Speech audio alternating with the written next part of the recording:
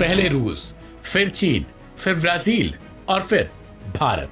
Trump ने खेल सबके साथ एक ही तर्ज पर खेलने की कोशिश की। किसी को सैंक्शंस का डर दिखाकर युद्ध रोकने की, तो किसी को टैरिफ का डर दिखाकर व्यापार अमेरिका के पक्ष में रखने की।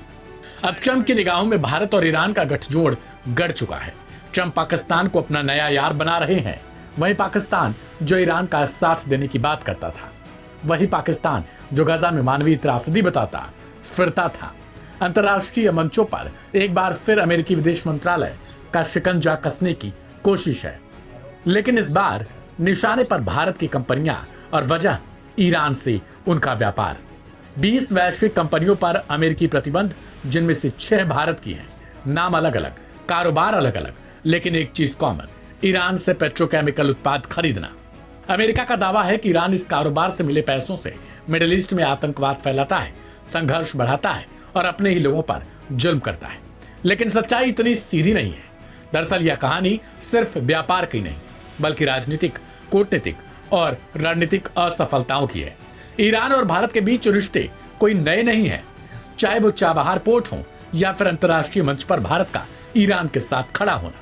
दोनों देशों का सहयोग समय समय पर अमेरिका की आंखों की किरकिरी बना है, और यही वह बिंदु है जहां से ट्रंप प्रशासन की खिंच शुरू होती है।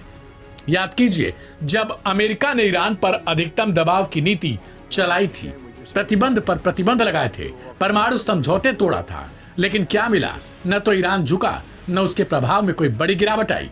उल्टा रूस और चीन जैसे देश उसके और करीब आ गए। Aim right, achieve big. At KR Mangalam University, we provide you the platform to turn your dreams into reality. At KR Mangalam University. और भारत ने ईरान के साथ अपने रिश्तों को पूरी तरीके से खत्म नहीं किया, बल्कि पर्दे के पीछे असल खेल कुछ और चलता रहा। यानी लाख कोशिशों के बावजूद ट्रंप प्रशासन को रणनीतिक सफलता नहीं मिली। अब जबकि राष्ट्रपति ट्रंप 2024 में सत्ता में लौट चुके थे, ऐसा लगता है कि वो पुरानी रणनीति फिर से आजमा रहे हैं, लेकिन इस बार सीधे व्यापारिक कंपनियों पर हमला करके। सबसे ज्यादा निशाना बनी भारतीय कंपनियां, alchemical solutions, global industrial chemicals, Jupiter Dyechem और कई अन्य। अमेरिका का आरोप ईरानी मूल के मेथनॉल, टालुनी और पॉलीथीन जैसे उत्पादों की खरीद फरोख्त। लेकिन सवाल उठता है, क्या भारत जैसे बड़े अर्थव्यवस्था और वैश्विक खिलाड़ी को अमेरिका इस तरह डिक्टेट कर सकता है? क्योंकि भारत तो अपनी ऊर्जा जरूरतें देखता है, रणनीतिक साझेदारियां देखता है, और अमेरिका की तरह कौन अच्छा कौन बुरा की ब्लैक एंड व्हाइट वाली सोच पर भरोसा नहीं करता। इस फैसले को लेकर भारत में ईरानी दूतावास की ओर से कड़ी प्रतिक्रिया व्यक्त की गई। ईरान ने कहा, संयुक्त राज्य अमेरिका अर्थव्यवस्था को हथियार बनाना जारी रखे हुए है और ईरान तथा भारत जैसे स्वतंत्र राष्ट्रों पर अपनी इच्छा थोपने तथा उनके विकास में बाधा डालने के लिए प्रतिबंधों का इस्तेमाल कर रहा है। ये बलपूर्वक भेदभावपूर्ण कार्रवाइयां अंतर्राष्ट्रीय कानून और राष्ट्रीय संप्रभुता के सिद्धांतों का उल्लंघन करती हैं और आर्थिक साम्राज्यवाद के आधुनिक रूप का प्रतिनिधित्व करती हैं। ऐसी नीतियों का विरोध एक अधिक शक्तिशाली उभरती हुई गैर पश्चिमी नेतृत्व वाली बहुपक्षीय विश्व व्यवस्था और एक अधिक मजबूत वैश्विक दक्षिण के लिए अहम कदम है। साफ है कि अमेरिका की यह कार्रवाई सिर्फ प्रतिबंध नहीं, यह उस बेचैनी की झलक है जो उसे तब महसूस होती है जब उसके तमाम दांव उलट पड़ते हैं, जब कोई देश और खासकर भारत उसकी रेखाओं के बाहर चलने की हिम्मत करता है। तो क्या यह कार्रवाई वास्तव में आतंकवाद रोकने के लिए है या फिर यह ट्रंप प्रशासन की हताशा है, ईरान और भारत से कुछ भी हासिल न कर पाने की निराशा है? क्योंकि इतिहास गवाह है, जब भी कोई ताकतवर देश किसी को झुकाने में नाकाम होता है तो वह अक्सर उनके साथ खड़े होने वालों को सबक सिखाने निकल पड़ता है। और इस बार अमेरिका का यह सबक भारत की 6 कंपनियों के हिस्से में आया। सवाल है कि भारत के साथ भी ट्रंप का दावा था कि सीज फायर के बदले ट्रेड होना था, फिर ट्रेड हुआ क्यों नहीं? क्या ट्रंप बार बार अपने पहले के बयानों की तरह ही झूठ बोलना जारी रख रहे हैं? क्या अमेरिका अब देश की छवि को दांव पर लगाकर ट्रेड का खेल शुरू कर चुका है?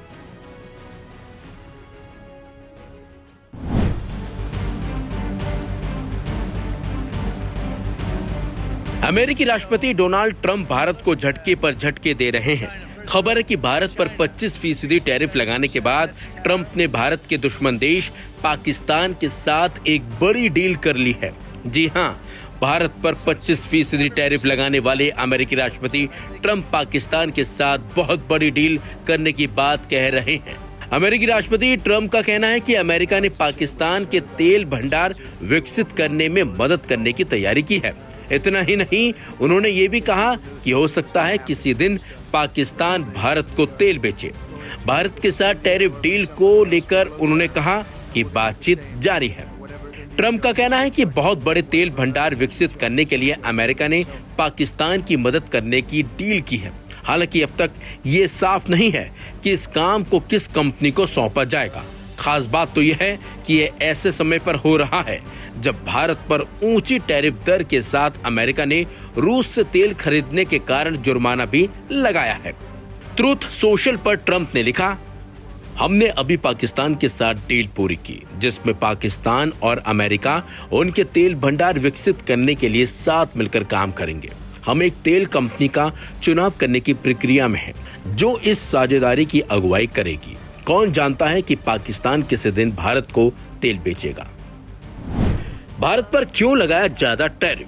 आपको बता दें, ट्रंप ने 25% शुल्क लगाने को लेकर बुधवार को ब्रिक्स समूह और नई दिल्ली के साथ भारी व्यापार घटाने का हवाला दिया और कहा कि अमेरिका इस समय भारत के साथ बातचीत कर रहा है। Aim right, achieve big. At KR Mangalam University, we provide you the platform to turn your dreams into reality. At KR Mangalam University.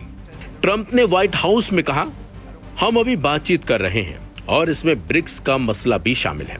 आप जानते हैं, ब्रिक्स मूलतः अमेरिका विरोधी देश का एक समूह है और भारत इसका सदस्य है। यह अमेरिकी मुद्रा पर हमला है और हम किसी को भी ऐसा नहीं करने देंगे। ये निर्णय आंशिक रूप से ब्रिक्स की वजह से लिया गया है और इसमें कुछ हद तक घाटे की भूमिका है। हमें बहुत बड़ा घाटा हुआ है। जैसा कि आप जानते हैं, प्रधानमंत्री नरेंद्र मोदी मेरे मित्र हैं, लेकिन वे हमारे साथ व्यापार के मामले में बहुत ज्यादा जुड़े नहीं हैं। लेकिन जिस तरह से ट्रंप ने भारत को झटका दिया, उसे लेकर कहीं ना कहीं अब मोदी सरकार को विपक्ष जरूर घेरेगा, क्योंकि पहले से ही ऑपरेशन सिंदूर और ट्रंप के बयान को लेकर विपक्ष ने सड़क से संसद तक हंगामा बरपा रखा है और इसके चलते कहीं ना कहीं मोदी सरकार बैकफुट पर भी है और इसी के चलते अब कांग्रेस ने बीजेपी को घेरना शुरू भी कर दिया है। इसी बीच कांग्रेस नेता सुप्रिया श्रीनेत का बड़ा बयान भी आया है। उन्होंने कहा कि ट्रंप ने 25% टैरिफ और पेनल्टी लगा दी है। अब इसका क्या असर पड़ेगा, उन्होंने ये सब भी बताया और इस बहाने उन्होंने मोदी सरकार को भी घेरा। अब आपको सुनाते हैं सुप्रिया श्रीनेत ने ट्रंप के फैसले पर किस तरीके से बयान दिया और किस तरीके से मोदी सरकार पर निशाना साधा।